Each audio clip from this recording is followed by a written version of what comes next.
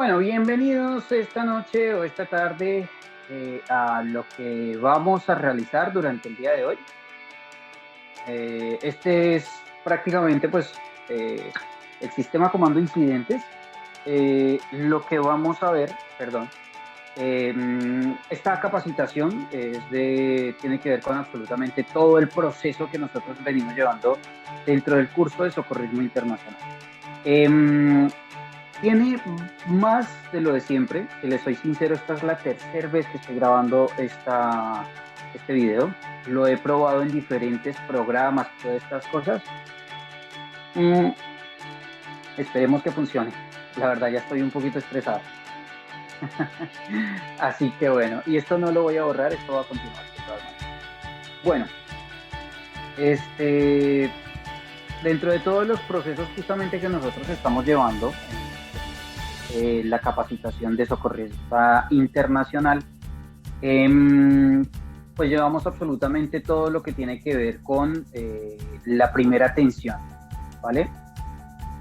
El sistema comando incidentes tiene que ver con esa primera atención, ¿vale? Tiene que ver con un despliegue principal de las ideas y de absolutamente todo, o sea, de los cargos, de las responsabilidades, de las jerarquías, de las instituciones, de todo este tipo de cosas. Pero tengamos en cuenta una cosa, tengamos en cuenta que el sistema comando incidente se puede aplicar no solamente a una institución, sino a una unidad funcional. ¿Sí? ¿A qué me refiero con una unidad funcional? Me refiero, por ejemplo, a un equipo, a una fuerza de tarea, o me refiero inclusive a la familia. ¿Ok?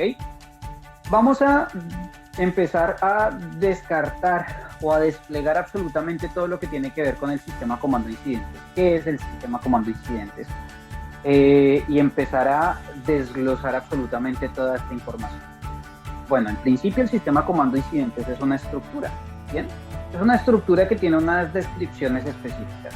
Una de las descripciones que primero debe contener el sistema comando incidentes es que es una estructura dinámica, perdón. Esta estructura dinámica, ¿sí? Porque dependiendo del caso, justamente ustedes lo van a ver ahora más adelante, dependiendo del caso, nosotros vayamos a utilizarla, la estructura puede contraerse o puede dilatar. ¿Bien? A su vez, es una estructura que contiene diferentes objetivos específicos, ¿bien? Pero dentro de todo esto siempre se debe mantener uno como tal. Por otra parte, el sistema comando incidentes es una estructura multifuncional. ¿A qué se refiere con multifuncional? Pues que no solamente nos puede servir para una sola ocasión, sino que para diferentes ocasiones puede llegar a funcionar el sistema comando incidentes. Es más, esta plataforma como tal, lo que nos permite es arreglar o lo que nos permite es coordinar ante todas las situaciones de incidente que puede llegar a suceder, y esto nos permite trabajar cómodamente y de una forma muy coordinada con cada una de las instituciones intervinientes. Por ejemplo, en el caso de que sea una gran catástrofe, un desastre o algo así por el estilo. Bien. Entonces, esas son prácticamente la descripción del sistema comando incidente. Vamos a ingresar a lo que es el problema como tal. Bien. En los archivos, ¿sí? Y en los libros, en todos los materiales de referencia que nosotros tenemos acerca del sistema comando incidentes, empieza desde los años 70 en los incendios forestales en Estados Unidos. Entonces, se ven diferentes problemas, ¿sí? Y estos problemas son los que llevan a una solución. Eh, este tipo de cosas, por ejemplo, lo que nosotros estamos viendo acá, nos da un impulso bastante grande, porque no nos estamos quedando con el problema, sino que el problema lo estamos viendo como o sea, no lo estamos viendo como un obstáculo, sino lo estamos viendo como un escalón. Bien.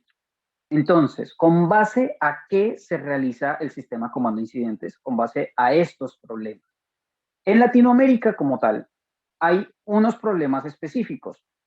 Hay más que estos, inclusive muchísimos más, pero me llamó muchísimo la atención que dentro del texto estuviesen estos problemas, que son los más comunes que nosotros podríamos llegar a encontrar dentro de todo lo que es la estructura de una institución o de diferentes instituciones, y que al momento de trabajar todos en conjunto, tienden a tener este tipo de problemas. El egocentrismo es uno de estos. Bien, tenemos, por ejemplo, a una de las personas o a los delegados de cada una de las instituciones con un choque de energías entre sí, en donde no se entienden como tal. Todo debido a una falta de comunicación entre las instituciones. Por otra parte, tenemos también el egoísmo, que eso hace parte también del egocentrismo. Bien, todo lo que tiene que ver con el ego, justamente, invade o tiene que ver con el individuo como tal. Bien, el egoísmo es el hecho de querer absolutamente todo para sí, ¿bien? Y considerar que tiene el derecho sobre absolutamente todas las cosas. Suele pasar con muchas instituciones, no quiero nombrar algunas en específico, pero suele pasar con muchas, con algunas instituciones, ¿sí? Que son en realidad la institución en sí no es egoísta. Queda como egoísta porque su jefe o su delegado en el momento es egoísta. Entonces la institución queda tachada como tal, cuando en realidad no es así. Bien. Por otra parte, tenemos diferentes organizaciones en la misma operación. Entonces, no se refiere con diferentes instituciones. Cuando me refiero a diferentes organizaciones, me refiero a lo que se refiere el texto como tal, es a diferentes estructuras dentro de la misma operación.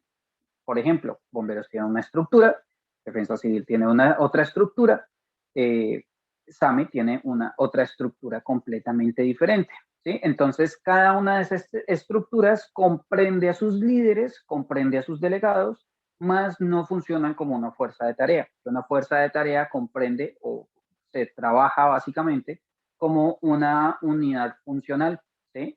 Como un equipo interinstitucional que puede llegar a trabajar con un fin específico o un fin en común. Entonces, las diferentes organizaciones y las diferentes formas de trabajar, al tener una estructura como tal específica, tienen una forma de trabajar específica. Bien, cuando hablamos del sistema comando incidentes, estamos trabajando o estamos hablando de una sola forma de trabajo. Bien, el objetivo de este desarrollo o del desarrollo del incidente es el mismo para todas las instituciones intervinientes, es sacar absolutamente todo esto adelante.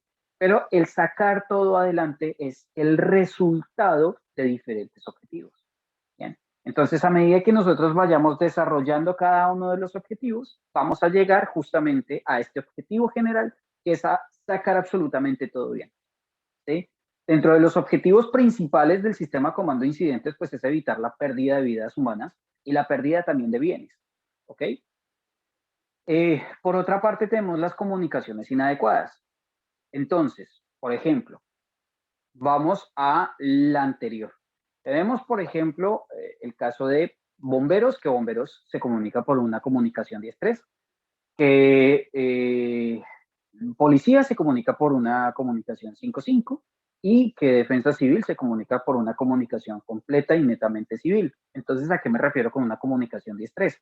Con una comunicación, por ejemplo, de 10:42 significa accidente de tránsito, 10:35 significa incendio forestal, 10:36 significa esta cosa, esta otra, ¿sí? Y policía, por ejemplo, se trabaja con lineamientos de comunicaciones internacionales. Entonces tenemos Alfa, Bravo, Charlie, Delta, Eco, Fox, Foxtrot, ¿sí? O inclusive ni siquiera a cada una de las letras le ponemos el nombre de un adjetivo o de un pronombre o cualquier cosa que nos haga entender. Entonces, a la de Darío o a la de dedo o a la de cualquier otra cosa que nos permita comprender que se refiere que la primera letra es D. ¿Bien? Y esto adicional a otros códigos. Entonces, cuando tenemos comunicaciones inadecuadas, ¿sí? Estaríamos hablando prácticamente de ese tipo de comunicaciones en donde entre cada una de las instituciones no se entiende específicamente qué es lo que se quiere decir. ¿Bien? Adicional a formas de comunicar. Está bien que los líderes y los jefes entiendan, por ejemplo, una forma específica de comunicar las cosas a sus subalternos, pero hay muchas ocasiones en las que esas formas de comunicar también están mal realizadas, ¿sí?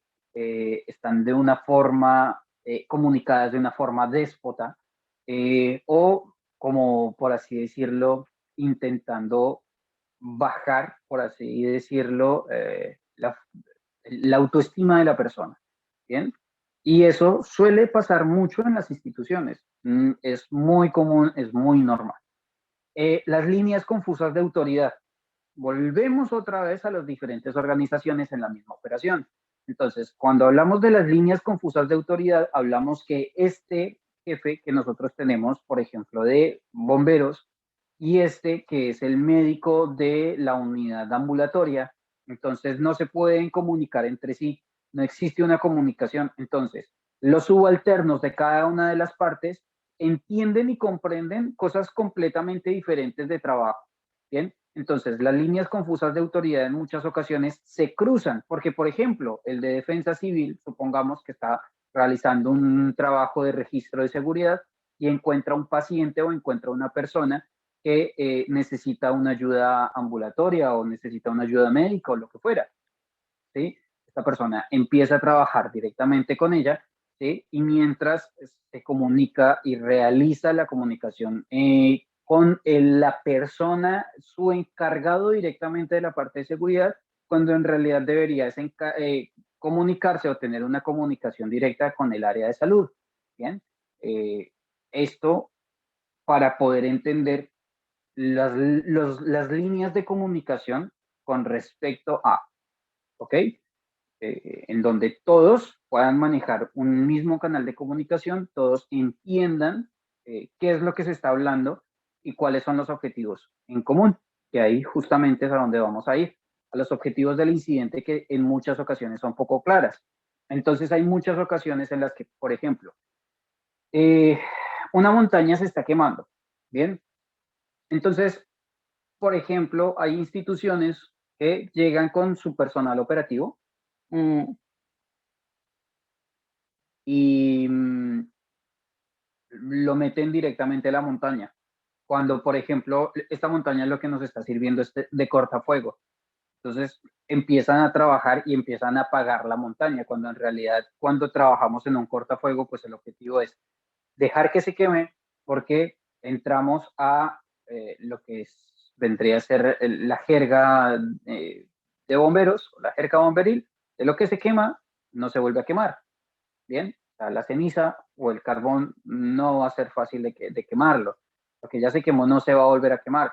Entonces, podemos utilizar unas estructuras tan grandes como lo son una montaña completa, como cortafuegos, y ya se quemó, pues prácticamente lo que viene con la dirección del viento, pues puede llegar a utilizar o a servir como cortafuegos. Pero resulta que hay otra institución que no entiende perfectamente que esto se está utilizando de esa forma y lo que empieza a realizar es la extinción del fuego en esa montaña o en esa línea. Bien, entonces pone a su personal en riesgo, empieza directamente a trabajarla de una forma completamente alterna a lo que son los lineamientos específicos y los objetivos específicos que se tienen. Para esto, entonces, cada una de las instituciones intervinientes deben comprender y conocer quién es el comandante del incidente, uno. Dos, cuáles son los objetivos específicos del incidente. Y el comandante del incidente debe promover justamente que esta comunicación sea clara, precisa y concisa, que cada una de los órdenes que se estén brindando tengan esas facultades para que todas las personas puedan llegar a entenderlas y a comprenderlas, y que no existan equivocaciones durante los procedimientos de operaciones. Bien, cuando todos estos factores se reúnen, tenemos diferentes inconvenientes. Por ejemplo, vamos a tener uno acá, que es uno de los resultados más polémicos que se han visto en los últimos tiempos, es la tragedia de Barracas. Yo sé que es un tema con un nervio muy, pero muy complicado de tratar, muy complicado de tocar, pero que en mi perspectiva es una de las formas de mayor equivocación operacional, que a raíz de eso justamente se pierden 10, 11 vidas durante este proceso. Entonces tengamos en cuenta esta situación.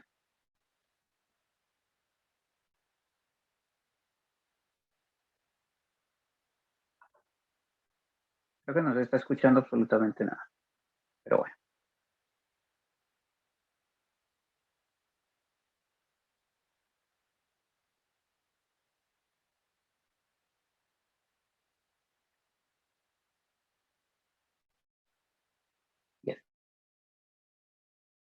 Bien.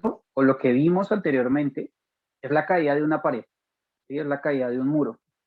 No sé si este es el segundo muro que se cayó o es el primero. En todo caso, pues bueno, fue uno de los videos que conseguí, porque los demás videos en donde se visualiza que el muro está cayendo sobre el personal de bomberos y de defensa civil no se encuentra por ningún lado, o no lo he encontrado por ningún lado, igual pues tampoco es que le haya hecho mucha búsqueda a eso. Mm, para quienes no lo conocen, pues los pongo en contexto. Hace algunos años, más o menos hacia el mes de febrero, esto fue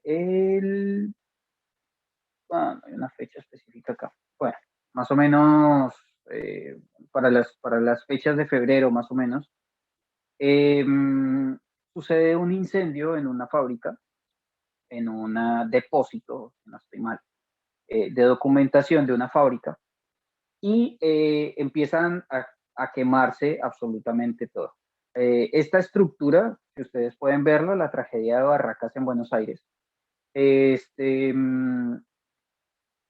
genera desde las horas de la madrugada, este incendio creo que se empieza a desarrollar. Tanto así que las horas de la mañana, más o menos, fíjense ustedes, son las 9:43 de la mañana cuando sucede la caída del muro. Eh, Algunos de los bomberos y personal de defensa civil se encontraban al lado de la fábrica. Si ustedes se dan cuenta, es a distancia que se puede visualizar que la estructura tiene un riesgo de colapso. ¿Qué pasa? Que no hay un oficial de seguridad.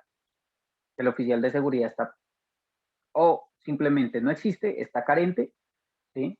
O que el comandante del incidente no está seguro de cuáles son los procedimientos que se tienen que seguir, cómo se tienen que realizar y, bueno, en fin, o sea, son muchas cosas, muchos errores las que nosotros vemos acá en esta situación. Como les digo, es un nervio bastante grande y muy complicado el que se puede llegar a tratar en este proceso, pero por desgracia cuando el sistema comando de incidentes no funciona de la forma adecuada es cuando tenemos resultados lamentables como estos, en donde mueren personas que no tienen, o sea, lógico, un bombero no tiene que morir, es tan simple como eso, partamos de ahí.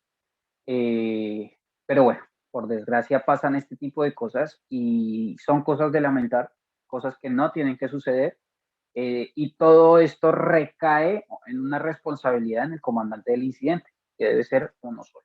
Bien, bueno, entonces, ahora vamos a comprender qué es el sistema comando de incidentes, cómo está conformado el sistema comando de incidentes y cuáles son esas principales, estos principios básicos del sistema comando de incidentes. En principio, lo que informa o lo que refiere el SSI es que debe tener una terminología común, ¿bien? O sea que todas las personas, como lo digo, en la parte de comunicación, la puedan entender, puedan interpretar qué es lo que se quiere decir. Por otra parte, el alcance de control. ¿A qué me refiero con el alcance de control? A que cada uno de los, o sea, que todos los procedimientos y que todos los equipos sepan qué es lo que tienen que hacer. Uno. Dos, absolutamente todas las partes estén cubiertas por cada uno de estos equipos. Tres, que cada uno de estos equipos trabajen de la forma correcta, como debe realizarse, y que no quede nada en entredicho, que no quede nada en el limbo, ¿sí? Que, por ejemplo, estamos todos trabajando en esta fábrica que se está incendiando, pero que nadie está teniendo en cuenta, por ejemplo, la fábrica que está al lado o la estructura que está al lado, que por el medio de la radiación también puede empezar a prenderse, a encenderse, a propagarse el fuego. Entonces, el alcance de control básicamente refiere en que no solamente nos tenemos que hacer cargo de esta acción o de esta parte, sino que adicional también debemos tener en cuenta absolutamente todo lo que está alrededor y controlar cada una de las acciones que se pueden realizar en cada una de las áreas de la emergencia. Comprendemos que las áreas, por ejemplo, son rojas, a lo que es el área caliente o el área en donde está sucediendo el incidente, un área amarilla, bien, que el área amarilla prácticamente es una zona en donde el riesgo es de 50% superior a esta cantidad y debe mantener un espacio que esto lo verifica el oficial de seguridad, en donde pase a un cordón o un nivel verde, en donde ya no existe un riesgo y en donde, por ejemplo, desde ahí para adelante se puedan ubicar de pronto la prensa, personas visitantes y todo este tipo de cosas que ahora vamos a mirarlo en cada una de los lugares específicos en donde se pueden ubicar cada uno de los equipos intervinientes, inclusive los externos. Bien.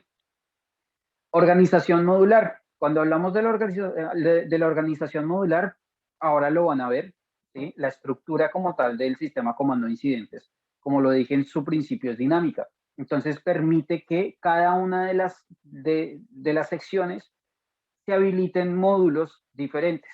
Entonces justamente ahora vamos a ver lo que es la organización modular.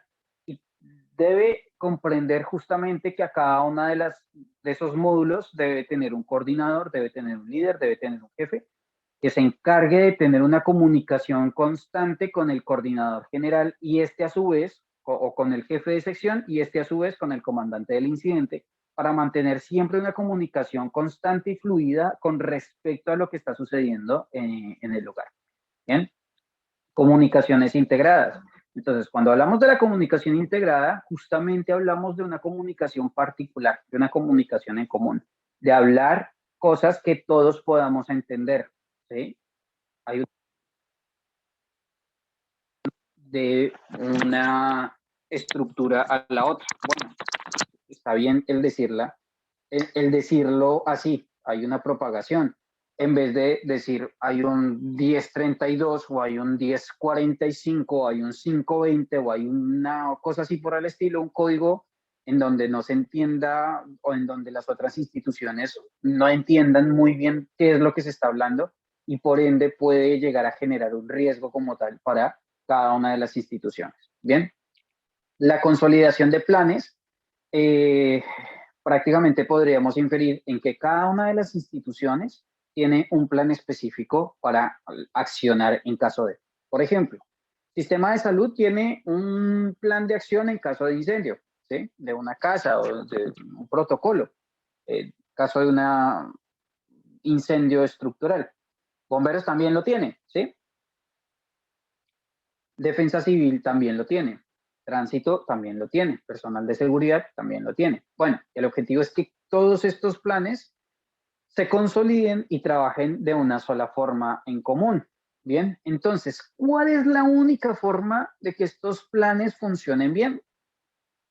Hay dos, en realidad. Una es que todas las personas, todos los delegados se reúnan y resuelvan esto, ¿sí? En donde bomberos tiene que hacer este procedimiento, defensa civil tiene que hacer este otro procedimiento, tránsito tiene que realizar este otro procedimiento y así en, por ejemplo, una situación tan básica como lo es un incendio estructural. Bien, pero ¿qué pasa cuando, por ejemplo, tenemos un plan de acción completamente diferente a lo que en realidad se supone que se debe realizar? Pues ahí va a haber un choque y un conflicto entre cada una de las instituciones, ¿sí? Eso ha pasado durante muchísimas ocasiones, durante muchísimas veces. Por ejemplo, que bomberos toca pacientes o defensa civil toca pacientes cuando los pacientes en realidad son del sistema de salud. ¿Sí? Entonces hay un choque directamente en ese sentido, en donde, por ejemplo, bomberos le dice al sistema de salud, no, pero es que usted tiene que hacer esto, así, así, así, así con el paciente, porque le está dando un paro cardiorrespiratorio. El médico lo va a mirar y le va a decir, parcero, usted es bombero, no es del sistema de salud. O sea, por más que sea médico, por más que sea lo que fuera, es bombero, ¿sí? Y está prestando una acción como bombero, ¿sí? Si quiere entonces pasarse al sistema de salud, pues directamente quítese el uniforme de bombero, no esté en esta zona, pase directamente a otra, ¿sí? Y que el comandante del incidente sea quien informe que esta persona ya no va a pertenecer durante el proceso a bomberos, sino que va a accionar o va a estar en conjunto trabajando como una fuerza de tarea con el sistema de salud. Bien, esa debería ser la forma, entre comillas, de la mejor forma. Y la otra, ¿sí? Para que funcione justamente una consolidación de un plan es que la haga una sola institución, lo haga una sola persona, ¿bien?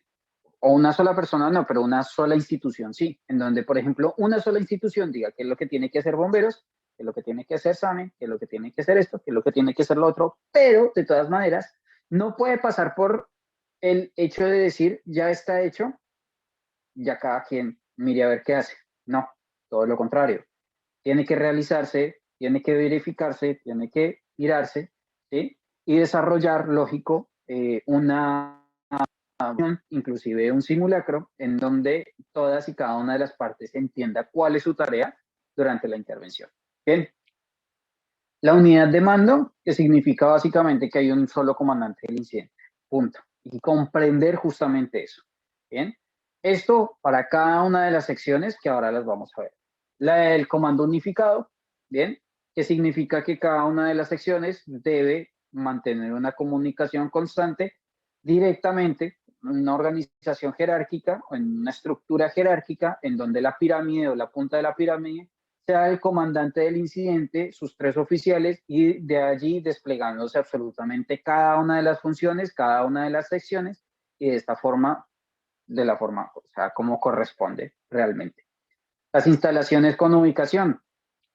Entonces, que cada una de las instalaciones tenga una ubicación específica. Por ejemplo, el COE no puede estar en el mismo lugar de logística, ¿sí?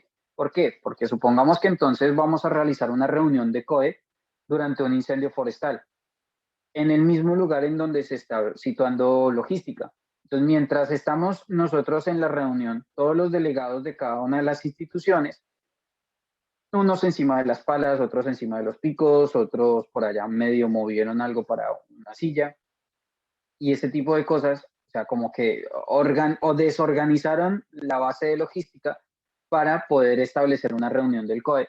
Y en realidad no debería ser así. Una base específica debe ser la del COE, en donde se puedan sentar, puedan verificar, ¿sí? Tengan monitores, tengan un televisor, en donde, por ejemplo, gracias a la tecnología en el día de hoy, se tiene, por ejemplo, gracias a, como le digo, la tecnología, visualizaciones por medio de drones, ¿sí? Entonces, por ejemplo, durante las reuniones del COE, teniendo eh, la visualización directa por medio de un televisor, entonces se puede ver qué es lo que está transmitiendo el dron directamente, ¿sí? Y allí se toman, por ejemplo, cada una de las decisiones al respecto de. ¿Bien? Eh, las instalaciones con ubicación determinada y denominación precisa. Entonces, cuando hablamos de la denominación precisa, pues un cartel que diga, este es el COE, aquí queda logística, aquí queda la unidad, por ejemplo, o la sección eso depende de cada quien, de agua potable, ¿sí? Esta es la parte de sanitización, donde pues, tiene sus baños y todo ese tipo de cosas, ¿sí? Pero en donde el objetivo es que cada una de las partes tenga por lo menos un cartel específico. Yo sé que eso, a la hora de la emergencia, nadie le va a poner cuidado, nadie le para bolas a ese tipo de cosas. Pero cuando hablamos de unas intervenciones tan largas, de pronto como los que son los incendios de Córdoba, de San Luis, en donde duran, por ejemplo, semanas, las personas trabajando en estos lugares y en estas bases, pues lo mejor justamente es tener este tipo de organizaciones bien establecidas. De esa forma, pues cada uno de los intervinientes sabe específicamente en dónde está cada una de las cosas y así puede venir a trabajar tranquilamente. Bien. Y por otra parte, manejo integral de los recursos. Voy a un ejemplo.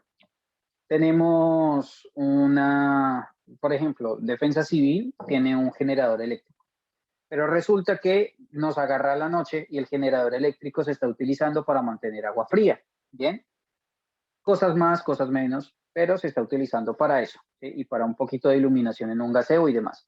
Pero resulta que se necesita, por ejemplo, un generador eléctrico para, no sé, para tener iluminación en la montaña. Necesitamos iluminación. ¿Qué pasa? Defensa Civil o la institución que fuera que tenga el generador eléctrico dice, no, lo siento, pero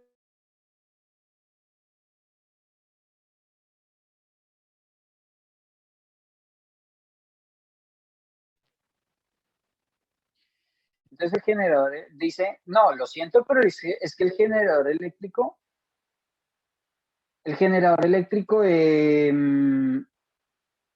está solamente para agua fría, ¿sí?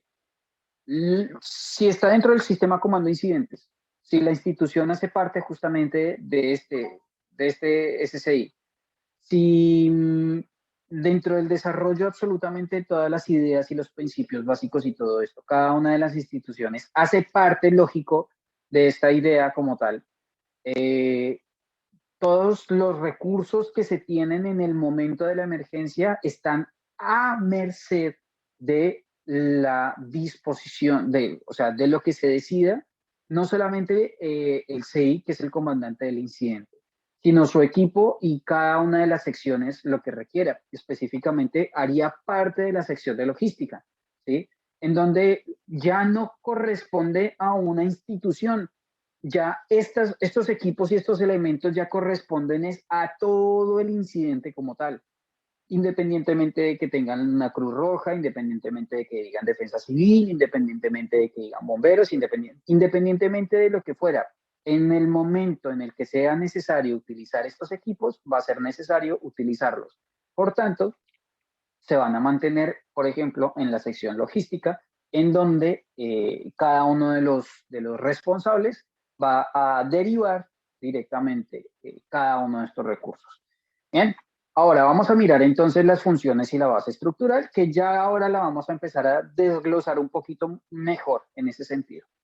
Entonces tenemos un mando, que en lo que es el mando tenemos un comandante del incidente y 3 oficiales específicos que ya los vamos a ver. Una planificación, que esta ya es una sección como tal. La sección de planificación entonces se deriva prácticamente a cada una de las secciones, por ejemplo, de operaciones, logística, finanzas y demás. Bien, aquí justamente tenemos cada una de las secciones, por ejemplo, operaciones, logística, administración y finanzas, seguridad, información pública y enlace. Bien, ahora, por ejemplo, planificación se va a encargar netamente de todo lo que es el protocolo, verificar que el protocolo se esté cumpliendo. Uno, dos, eh, verificar, por ejemplo, que estas acciones se estén realizando de la forma debida y adecuada, ¿sí? Tres, planificación, por ejemplo, tiene a merced absolutamente todas las situaciones que pueden derivarse del incendio o que pueden derivarse de la emergencia o del incidente, ¿bien? Eso se encarga como tal planificación. Lógico, planificación, su nombre lo indica, planifica, verifica, evalúa la situación, ¿bien? Y adicional a esto, se adelanta a todo aquello que puede suceder. Por otra parte, entonces tenemos operaciones, que operaciones básicamente se encarga de lo que es el trabajo en la zona, cómo se está realizando, quiénes los están realizando, cuáles son los líderes, cuáles son los coordinadores, con qué equipo se está realizando y todo esto. Logística, pues logística, en fin, se está, o sea, como tal, se está encargando de lo que es el tema de cada uno de los elementos, accesorios, herramientas, si las están utilizando, si están en base, si están en otro lugar, si se tienen, si no se tienen, ¿sí?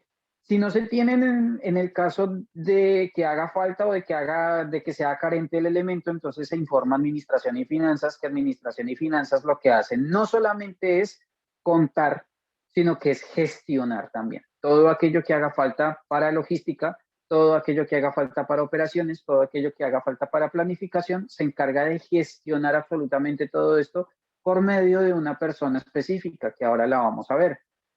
Por otra parte, seguridad, que tiene que ver una parte directa del mando, ¿sí? Lo que es el oficial de seguridad, oficial de información pública y el oficial de enlace son las tres partes específicas que tienen que ver directamente con el mando, ¿vale? Entonces aquí justamente es lo que yo les estoy diciendo.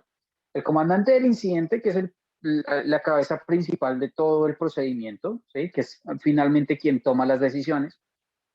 Pero ¿quién es el comandante del incidente? A ver, el comandante del incidente puede llegar a ser, por ejemplo, la persona que por protocolo se decida, ¿sí? El protocolo puede decir, el comandante del incidente es el director de defensa civil. Allí no se tiene de otra, ¿bien?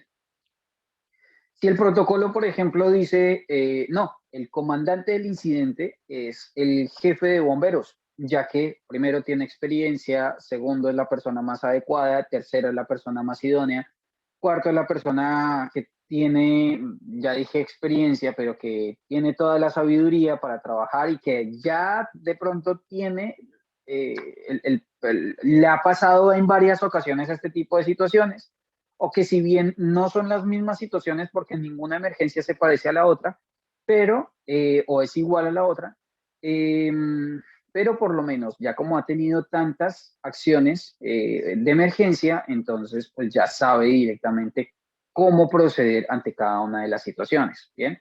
Pero eso está decidido dentro de un sistema en común en donde todos se sientan y verifican.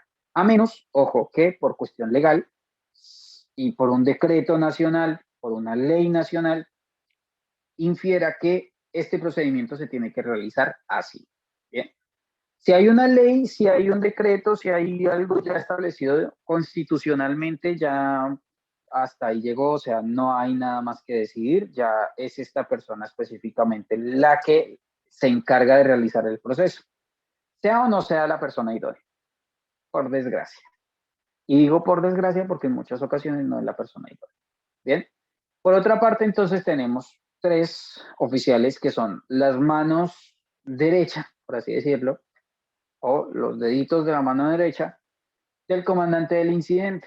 Bien, en principio tenemos al oficial de seguridad. El oficial de seguridad es la persona que se encarga por velar por la seguridad de cada uno de los participantes en el incidente. Entonces, vuelvo otra vez al ejemplo del incendio en un hospital, por ejemplo, ¿sí? Entonces, el oficial de seguridad verifica que todos estén, todo el personal esté evacuado, ¿sí? Todos los pacientes estén evacuados, adentro no puede quedar enfermeras, médicos, nada de ese tipo de personas. Tercero, los procedimientos que se realicen tienen que ser completamente seguros. Cuarto, tiene que cerciorarse por medio de otras personas que pueden llegar a ser también profesionales en el tema de todo lo que tiene que ver, por ejemplo, del colapso estructural, la evaluación de la estructura, en el análisis de daños y todo este tipo de cosas. Bien. Por otra parte, entonces tenemos un oficial de información pública. Esta persona lo único que dice y lo único que tiene que informar es lo que el comandante del incidente le está informando que diga. Y el comandante del incidente se tiene que centrar y se tiene que basar en lo que las otras personas digan.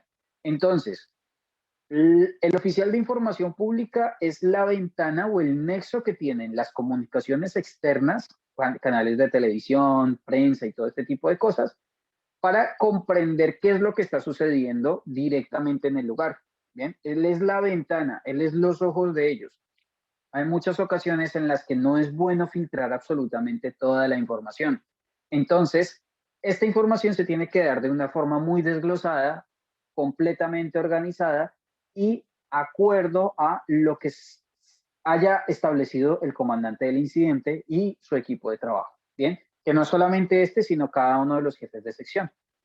Y por otra parte tenemos al oficial de enlace. El oficial de enlace justamente se encarga de realizar todas las comunicaciones entre cada una de las secciones, ¿sí? Se encarga prácticamente de lubricar la comunicación, tanto interna como externa, de la situación, ¿bien?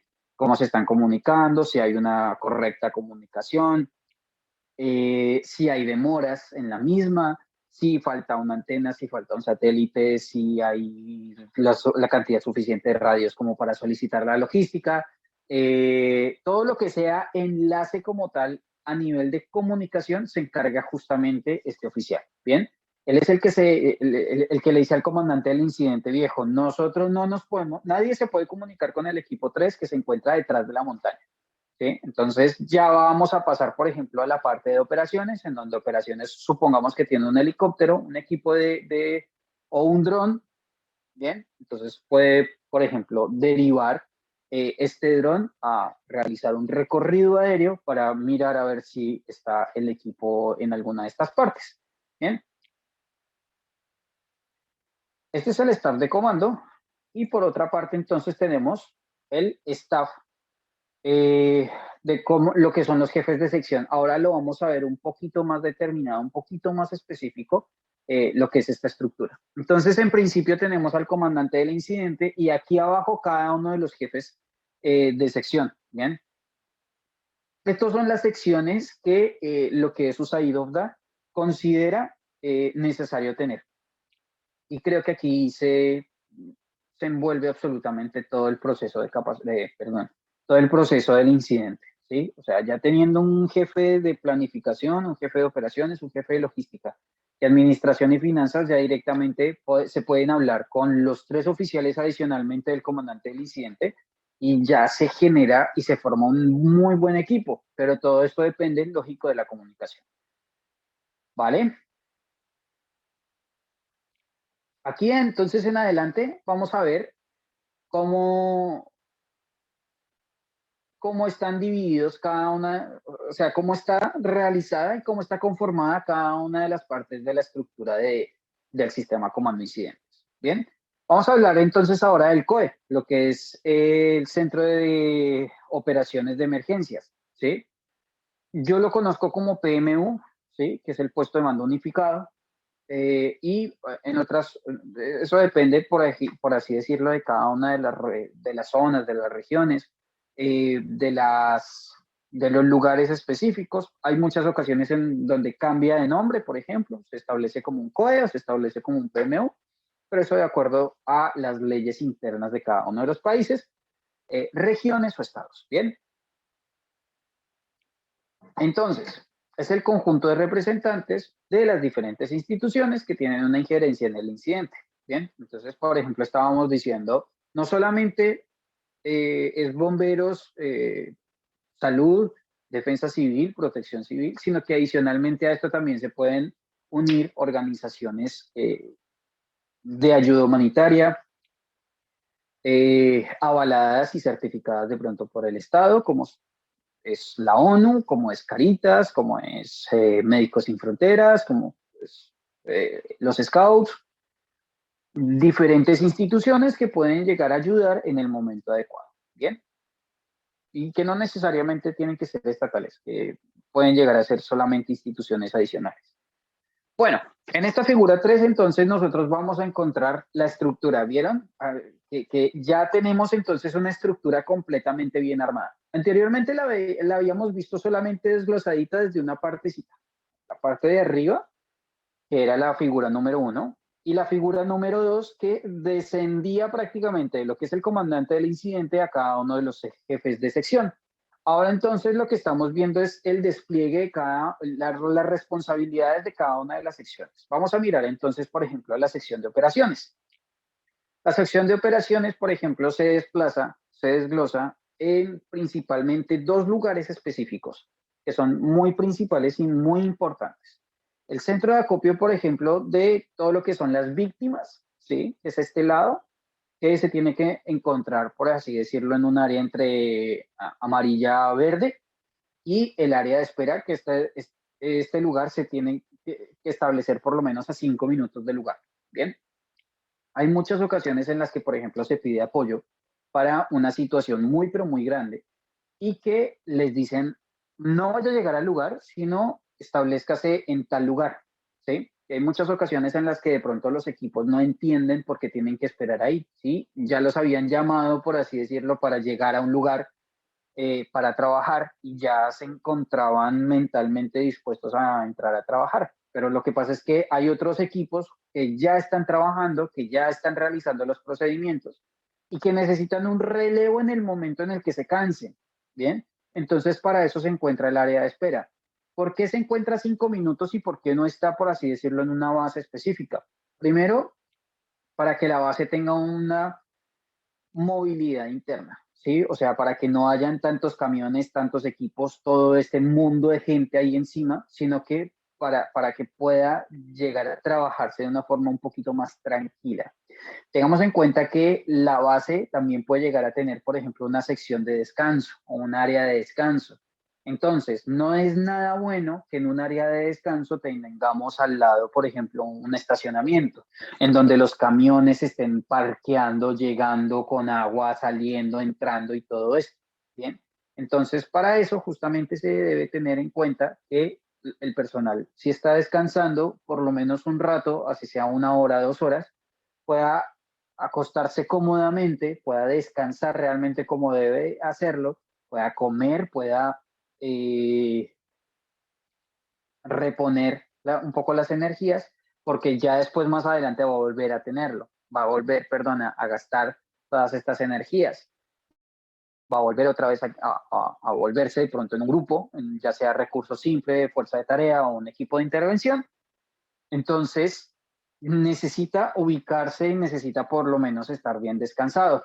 Y por otra parte, el área de espera corresponde, lógico, a un lugar en donde no hace parte todavía de la emergencia. O sea, están a salvo y están a resguardo. Cosa que si llega a pasar algo de pronto en el lugar, en la base, estos camiones pueden tener, o esta base, esta área de espera, puede o bien correr para el otro lado o bien hacer una intervención rápida en ese lugar. ¿Ven? Entonces, ahí es donde podríamos decir no poner todos los huevos en una sola canasta, ¿vale? Que hay muchos jefes que sí tienen esa costumbre de tráigame todo para acá y que lo necesito ya aquí porque todo aquí ya y aquí. Y no, en realidad no debería ser así.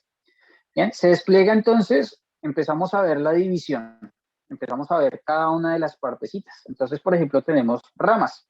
Cada una de estas ramas, por ejemplo, tiene una división específica. Entonces, por ejemplo, en un incendio, en un terremoto, vayámonos a un terremoto. Entonces, por ejemplo, en un terremoto, cambio.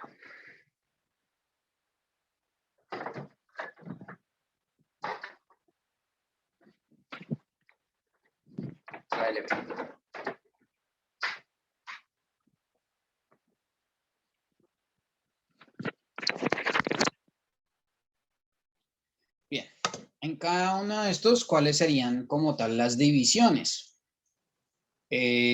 Podríamos tener, por ejemplo, una división de K9, ¿sí? En donde establezcan cuál es la cantidad de perros que tienen, las unidades específicas, una división de dan, por ejemplo, una división con personas especializadas, capacitadas, en todo lo que tiene que ver con evaluación de daños y análisis de necesidades. Ahora bien, vamos a los grupos de trabajo.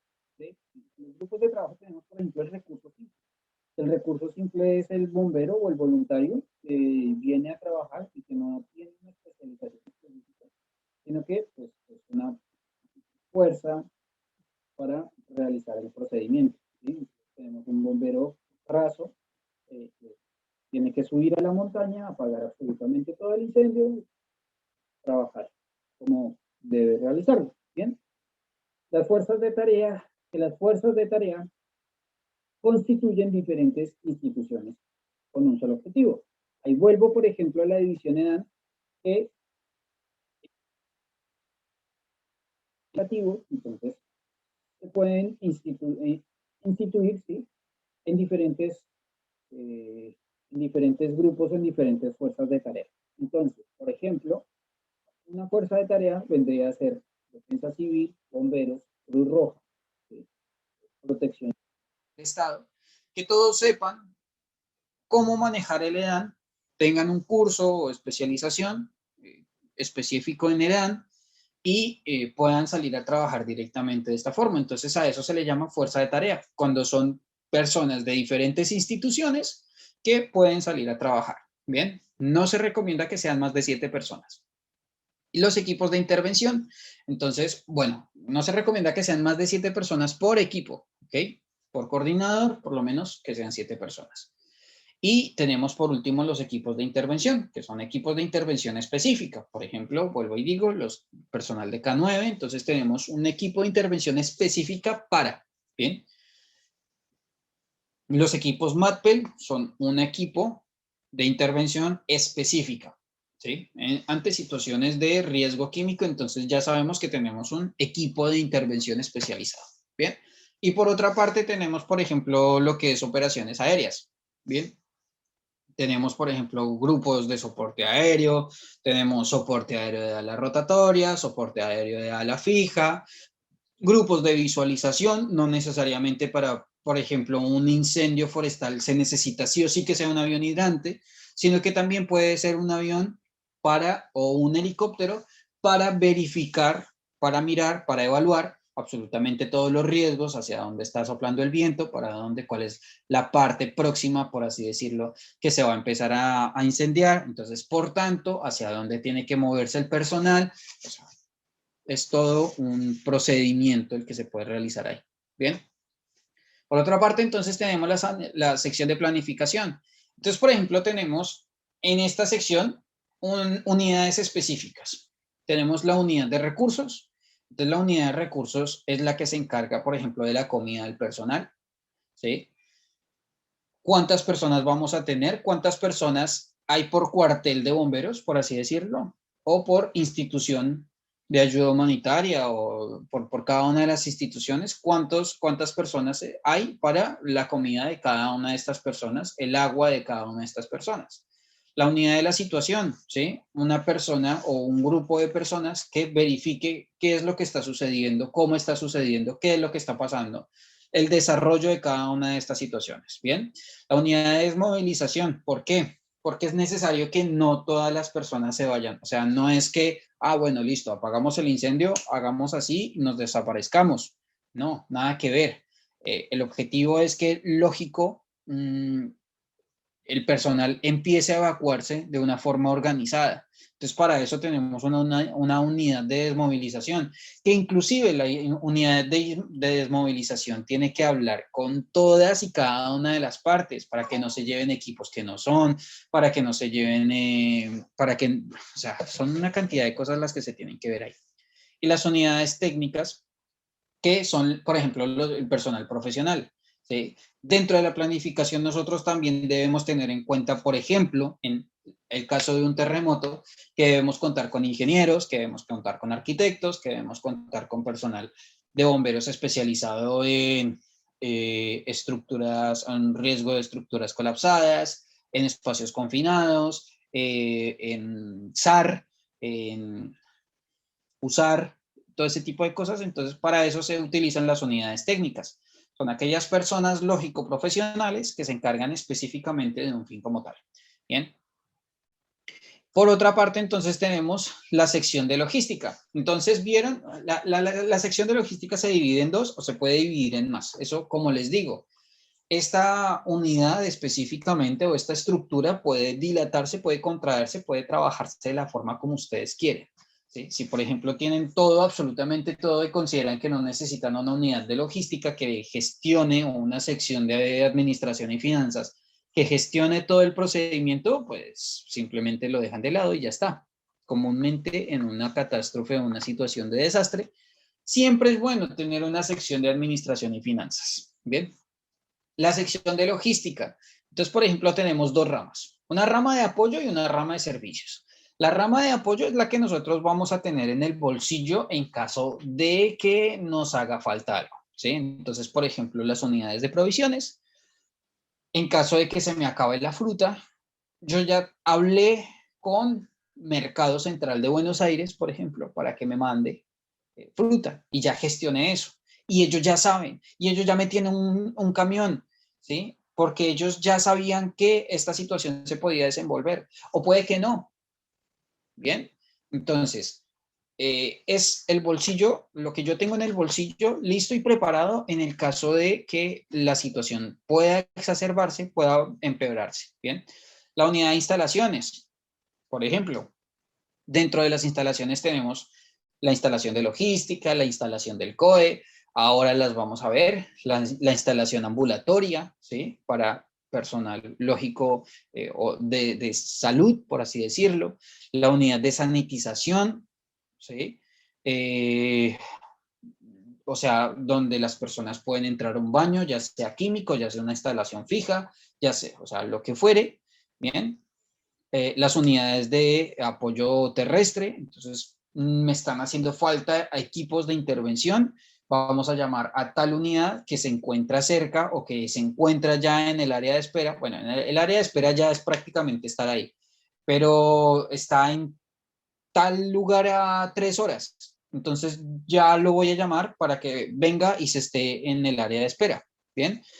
Y así sucesivamente unidades de lo que quiera, unidades de drones, unidades de helicópteros, unidades acuáticas, unidades de lo que guste puede tener en esa sección logística. Bien.